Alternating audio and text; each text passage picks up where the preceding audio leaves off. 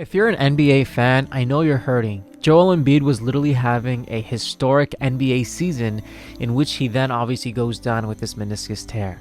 Now, luckily for you, I was supposed to be a doctor, I'm not. But based on some initial research, there is a chance that Joel Embiid can come back this season. We're going to dive deep and go into the actual factuals and see what's going down. What up everybody, it's your boy SCG Hoops with a brand new video where we talk and breathe basketball. If you haven't subscribed, go ahead and hit that sub button. We are trying to grow this family where we talk and breathe basketball. But without further ado, Philadelphia 76ers fans, Joel Embiid, and just NBA fans in general, this video is for you. In the 2014 NBA draft, with the third overall pick, the Philadelphia 76ers picked Joel Embiid from Kansas. Now, before we kind of dive deep into Joel Embiid, this was a stacked class. I'm looking at some of the people who are from this class. You got Andrew Wiggins at number 1. You got Aaron Gordon at number 4. Jabari Parker, man, what could have been? Marcus Smart at 6. You got Julius Randle at 7. You got Zach LaVine at 13. So, I'm seeing some like all-stars, right, from this draft. But Joel Embiid was drafted number 3 by the Philadelphia 76ers, and unfortunately, because of injuries, he actually missed the first 2 seasons of his career. So 2014 to 2015 did not play at all with a foot injury, and then the following season, 2015 to 2016, he also did not play. But Joel Embiid, in his first season, he played 31 games and averaged a solid 20 points a game along with 8 rebounds. Now, he didn't play a lot of games his first season, only 31, but even with that limited amount of sample, you could already tell that this brother was going to have a solid career as a starting center for the game. When you look at the polling in regards to the Rookie of the Year, so technically he was a rookie, right? It's his first time playing since he got drafted. He was actually number 3. The winner that year was Brogdon, who now plays for Portland, right? So Joel Embiid was number 3 this year, but he only continued to get better. The next season, at only age 23, Joel Embiid, had a season where he averaged 23 points a game and 11 rebounds. So now, 23 and 11, you are establishing yourself as that center. And obviously, the biggest critique that he would get by all the people out there was Joel Embiid. Joel Embiid is just playing, laughing, having too much fun. He's not taking it serious. Shaquille O'Neal was one of his biggest critics. And he only got better from there. And that's what you got to respect. The following season, 28 points a game. 28 points a game. 2 seasons later, 29 points a game. The next season, 30.6 points a game. Last season, MVP, 33.1 points a game. Mind you, he's obviously averaging over 10 rebounds every single time, shooting well over 50% from the field goal percentage as well. But this season, dude, Joel Embiid was playing at a historic level. 35 points a game, bro. 35 points a game. When I think of the number 35, I think about Kobe, because he did that in an era in which 35 a game was just insane, right? Now everybody getting these crazy point games, but regardless, 35 points a game is no joke, especially for a center, because we haven't seen that in a while. You'll see guards getting this. You'll see small forwards getting this. Dude, you ain't seeing no big man dominant center scoring like this, and Joel Embiid was doing that. Not only was he doing that, he was averaging 11 rebounds a game this season, which is incredible. Joel Embiid was also averaging 56% from the 2-point and about 37%, which was a career high, by the way, from his 3-point shot. This dude was just balling. And in my opinion, prior to his injury, he was 100% the solidified number 1 candidate for the MVP award. Right? That was straight up. He was playing that well, gets a 70-point game. Dude, come on, bro. This guy was just balling. And he was on pace literally to having not only his best season, but literally being in the conversations as an all-time great for a big man. He might already be there. To some, he already may solidified himself as a top center of all time. I'm not saying number 1, but I'm saying a really up there, maybe top 10 or something like that, right? He's getting there with the numbers that he's doing. And he was obviously trying to get back-to-back MVPs. But obviously we all know that the NBA, this season made that rule where you got to play X amount of games to qualify for these awards, and Joel Embiid would obviously miss some games due to injuries, etc. this season, and he unfortunately got hurt. Really, really tough news if you are not only a 76ers fan, I feel you, but just an NBA fan, right? Because I don't watch every 76ers game, but seeing the historic season that Joel Embiid was having, it was really cool to see him just go all out. And I was actually rooting for him to go MVP 2 times in a row. Like, I was rooting for an MVP season. You know what I'm trying to say? He ends up tearing his meniscus, and that is not an easy injury to deal with. A meniscus injury, I believe it's a lateral flap.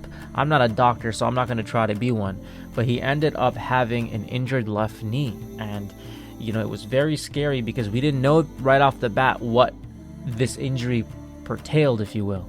But obviously, when you look into what happens and obviously the further reports, yeah, it's a flap tear. That's the exact issue. And it's a very complex injury. And the number one question that everybody always asks is like, all right, he's injured. That's tough. What next? Right? That's what everybody is always going to ask. Like, I know this is tough, but what happens next? And the thing about a meniscus injury, it's a little bit different than if you were to, let's say, tear your Achilles or tear your ACL or something like that, in which you are guaranteed to miss X amount of months. You tear your Achilles, unless you on some Aaron Rodgers ish, you're gonna be out for a year, bro. Like, that's just how it is. You tear your ACL, 6 to 9 months. You know what I'm trying to say? Meniscus injuries are a little bit different, and there's different ways in which it can be treated, and obviously technology has advanced a lot, right? Previously in the past, you're out for 6-7 months. There were ways in which you can minimize that by obviously removing part of the meniscus, in which you can get back faster, and there are NBA players who did that. But with Joel Embiid's case, you got to take into consideration multiple factors. Number one, he's only 29. He has a lot of game left in his career, so how they treat this is just very, very, very important, right, for the franchise as a whole. But according to various reports from CBS, Shams, etc., there is a best case scenario for Joel Embiid in this, right? Now we're getting kind of to like, all right, what's happening, right?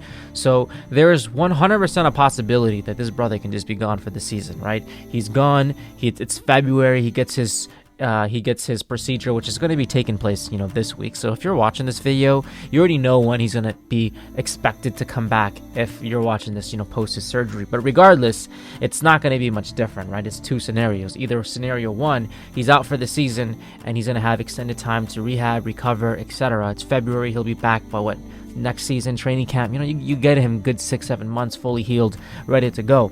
But another scenario is if they do a specific type of procedure where they remove part of that meniscus, he can actually come back this season. And according to reports, it's a 1 to 2 month return timetable is reportedly the best case scenario for Joel Embiid. Now I'm going to go ahead and just put my GM cap on, and I'm going to remove that 1 month out of that equation. There's no way this brother's coming back in March, right? Let's just say the way it is, okay? A 1 to 2 month timeline? No, it's going to be at least a 2 month in my honest opinion if he were to come back, right? At least a 2 month if he were to come back, which honestly is pretty solid. And you can even extend this, to be completely honest with you, you can even extend this a little further. You can even extend this to 3 months, which in my humble opinion, the way Joel Embiid is playing, the way the Philadelphia 76ers are playing, they were a top team prior to the injuries. He wants to compete. They all want to compete, and this is a season for them to compete, dude. He's just playing that well. If his rehab can go well, and I know he's had lingering injuries, if he can do a proper rehab and try not to come back too early, right? Come back maybe right before the playoff starts, or, playing typically around April 20th. So maybe you come back in the first round. Whatever he has to do, dude, I think he's going to do it. I think he's going to go for it. That's my honest opinion, because at the end of the day, it's up to the player as well, and he's going to have a say in regards to, the procedure he's getting, and he's going to obviously have a say to say how he's playing it with it. And if there's one thing about Joel Embiid, you look at the past playoffs, like this brother was playing with pain in his knee. He is not immune to pain. There are players in the NBA, they get a little ouchy, they're not playing. Joel Embiid is built a little bit different. Obviously, his first 2 seasons, it's different because of the foot injury. But with this knee pain, Joel Embiid obviously knows how to play through, and he's done it. And the fact that it's thankfully not an ACL tear or anything like that, and it's in the meniscus, and I'm not downplaying a meniscus, but the fact that there are procedures that allow you to come back with this type of procedure, I can 100% see Joel Embiid coming back.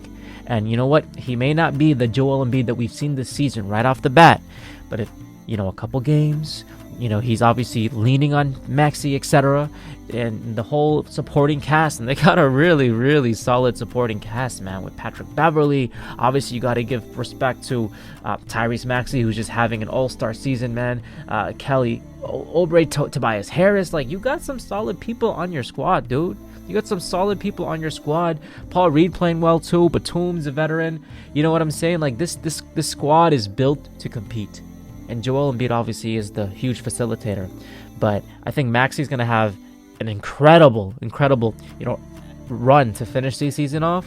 But I do see Joel Embiid coming back. That's my honest opinion. But as always, I want to hear from you guys. What do you think is going to happen with Joel Embiid and the Philadelphia 76ers? Do you think he's going to come back this season? The report may already say he's coming back, but do you disagree with that? Like, do you not want him to come back? Would you rather have him just fully commit to rehab and come back next season and obviously make some moves this off season with some additions to the roster, etc.? Like, I want to hear from y'all. It's evident that this squad wants to build around Joel Embiid and Maxey. My question to y'all is, do they make a run for it this playoff season with a maybe limited Joel Embiid potentially? Let me know in the comments down below. If you'll have not liked this video, go ahead and give it a like. But more importantly, go ahead and subscribe to the channel. We are growing this family, Team SCG. We do not script these videos. We just have a lot of fun talking sports. And I'll